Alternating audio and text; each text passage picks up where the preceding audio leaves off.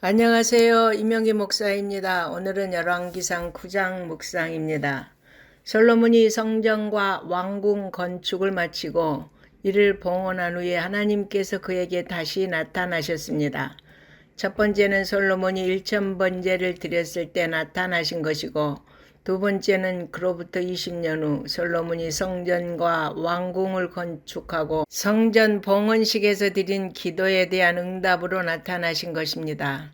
하나님은 다윗처럼 마음을 온전히 하여 언약에 충성하라고 하셨던 기브온에서의 말씀을 다시 반복하십니다. 아무리 솔로몬이 하나님의 성전과 왕궁을 건축하고 태평성대를 이룩하고 백성의 전폭적인 지지를 받고 있고 국제적인 명성을 가졌다고 할지라도 하나님과의 언약 관계를 신실하게 지켜야만 그가 받은 복이 지속될 수 있음을 분명히 하신 것입니다. 그러므로 솔로몬은 다윗의 행함같이 언약에 순종해야 합니다. 이 말씀은 열왕기서 전체에 걸쳐 계속 반복되는 말씀입니다.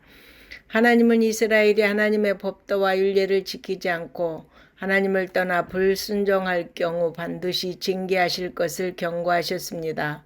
그런데 우리가 알다시피 솔로몬은 이후 하나님이 금하신 많은 이방 여인들을 아내로 삼아 그 여인들이 섬기던 신들을 섬기는 죄를 범했습니다.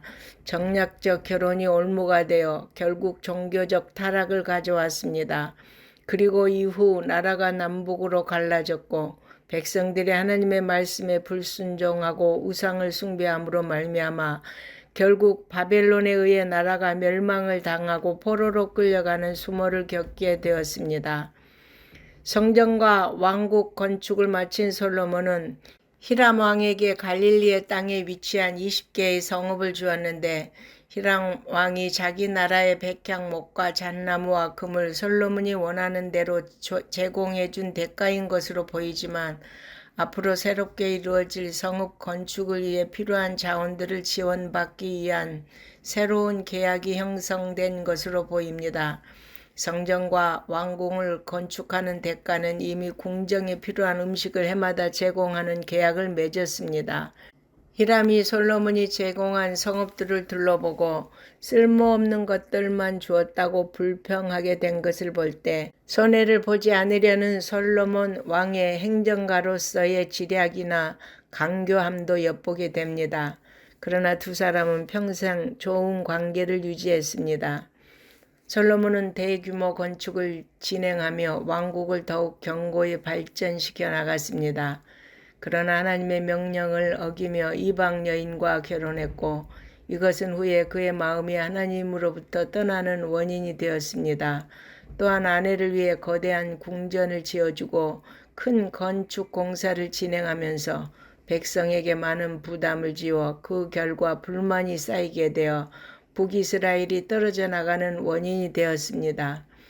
이스라엘을 발전시키고자 했던 솔로몬은 해상 무역에도 참여하게 됩니다.